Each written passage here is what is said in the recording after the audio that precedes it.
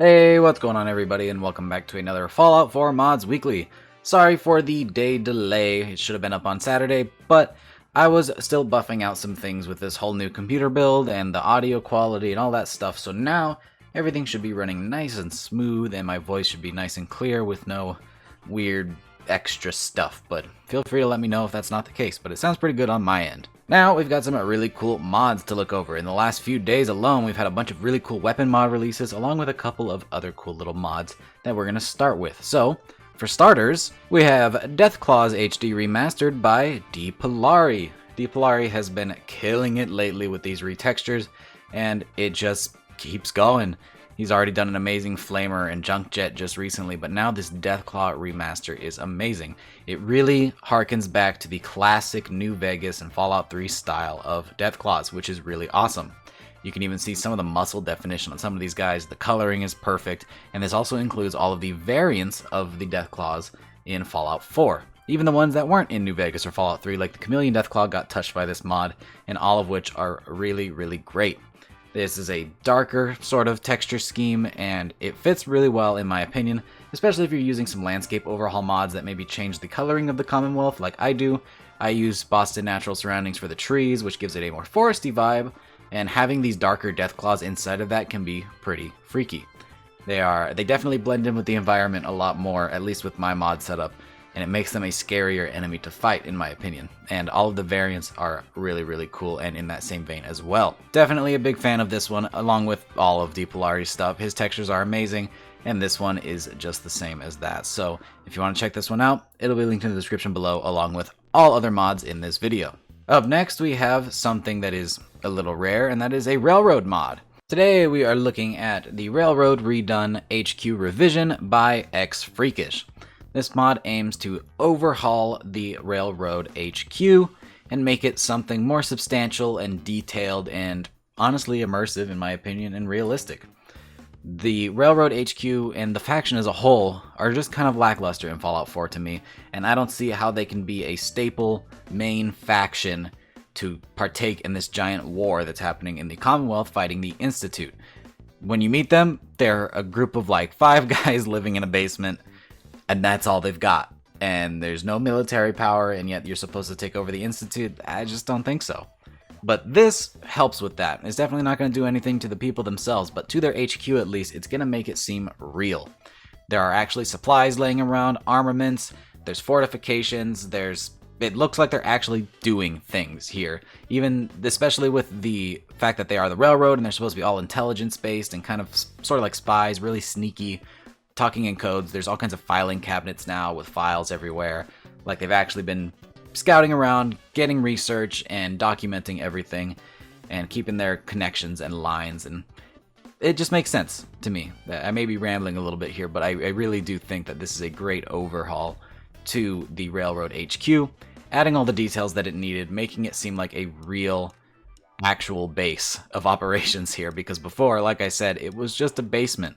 They had some mattresses on the ground, they had a place with a doctor, and that was about it. But now it's a real base. Even the area where Pam hangs out is touched and is really cool with all the new consoles and technology in there. Looks great to me, and this is a massive improvement over the vanilla. So another one you should definitely try and check out. Up next, we have a mod that we actually just put a video on right before this one, and that is the PRL-8 shotgun by Newermind43 and Captain-Ultima. This is a very interesting take on the double barrel shotgun. The idea of the double barrel in the base game is that it has a high damage output but a very slow reload. This ramps that up to 11. You have an extremely high damage with a threshold of 300 if you have all the rifle perks, and that is with the receiver that has the lowest damage, and it gets all the way up to 540 with the best receiver and all the perks, and that's just a whole lot. Now the trade-off is this thing has literally 0 accuracy and in fact negative range, which means you have to be practically touching your enemy to be able to put out your max damage, and even then I don't know if you're putting it all out there. It's definitely different and something unique. It does seem like just a shotgun, but you really have to change your playstyle just a little bit. If you're using a shotgun, you're already getting close, but this one you have to take that to the next level to get your damage output out there. You really have to be touching face with your enemies. All in all though, this is a really, really cool idea for a shotgun. I really like the look of it. It's big and gnarly, Looks like a cross between something out of Doom and Gears of War. I really like this one. Super, super cool. And just another unique take on the double barrel, which we have a lot of options for in Fallout 4 modding, so that's nice. But yeah, this is a really cool one. Available on PC at the moment, hopefully on Xbox soon. But in the meantime, for you PC users, go try this one out. It's really cool, and it's a unique one. It's not available for the leveled list. You actually have to go find the unique version over at the Adam Cat's Garage, which makes this one kind of a nice little collectible to go hunt down. Pretty neat. Moving on, we actually have another unique weapon that there's only one of in the game world that doesn't have leveled list integration, and that is IceStorm's Orsis F17 sniper rifle. This is a really crazy, unique bolt-action sniper rifle that looks very, very nice in Fallout 4. Has really awesome animations, and it's meant to be a heavy-hitting, slow-firing sniper. The animations are very slow, but in my opinion that's a good thing because it makes you kind of force yourself into that playstyle of sniping and scouting and throwing a suppressor on and being really careful and sneaky. But the reward is great because you have a really high damage. You can chamber this thing in 308 or the newly added 338 Lapua, which is very cool. And having those options are really nice. And the customization, there's a lot of in this one. Even if it is just a unique weapon, you can do a lot with it. You can throw a nice metallic red on it too, which looks really, really cool. And all in all, just an awesome little sniper rifle. Nothing too crazy, like I said, no level list in this one, but it is really cool. The other thing is, when it comes to scopes, you can actually only put a sniper scope on this one. There are no iron sights, red dots, anything like that. So like I said, it really forces you into that sniper playstyle, just like the last mod really forces you into a close quarters shotgun playstyle. Really interesting that these both came out this week from completely separate mod authors that have some pretty interesting similarities that way. Really cool mod, go ahead and check it out. And finally, we have a massive release by Subleader and Luchadordev, and that is the HK3 Battle Rifle. I've already done a full review on this one, and if you haven't seen it already, you should go and check it out because there is a lot in this mod. This is a completely customizable and modular G3 that is just the most accurate and amazing looking one that we've had in Fallout 4 modding. There's been a lot of G3 mods, especially because people like to convert it into the R91 from classic Fallout 3, but this one is just on another level. The animations are insane. There's a ton of variety that you can change the animations both with like equipping and reloading based on the attachments you have on, which is super awesome. All of that again is shown in the full review. The model and texture are beautiful.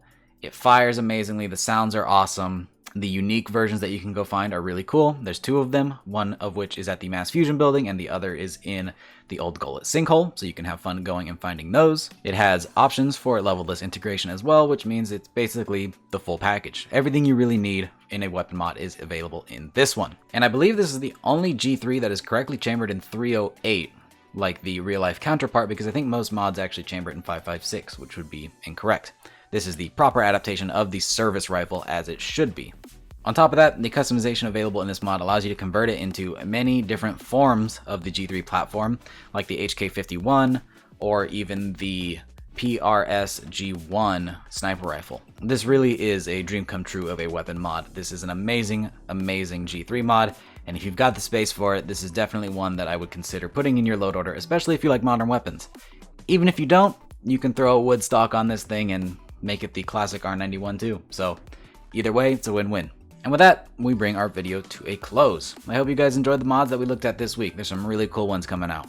If you want to try any of them, as I've said throughout the video, they are linked in the description below, along with the Xbox links if there are any available.